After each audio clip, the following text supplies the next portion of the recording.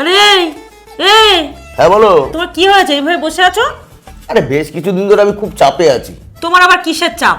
চাপ নেই, আমার বিয়ের আগের অবস্থা তো তুমি জানো। হ্যাঁ জানি। বিয়ের আগে আমার অর্থনৈতিক অবস্থা খুব একটা ভালো ছিল না।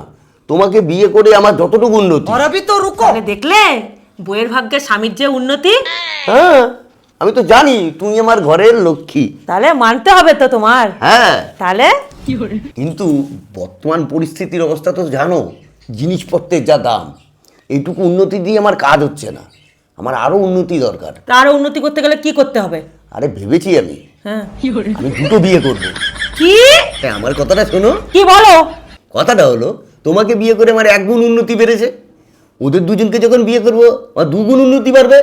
তাইলে আমার দেনা জিনিসপত্রের দাম কোনো চাপই থাকবে না।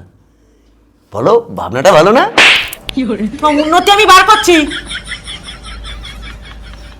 উন্নতি? হেই! সাহস কত বড় ওর, দুটো বিয়ে করবে আরো, একটা বউরা চালাতে পারে না আবার আরো দুটো বউ। হ্যাঁ?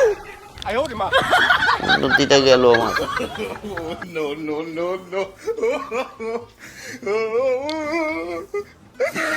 কত সুন্দর ভেবেছিলাম, চল হয়ে গেল।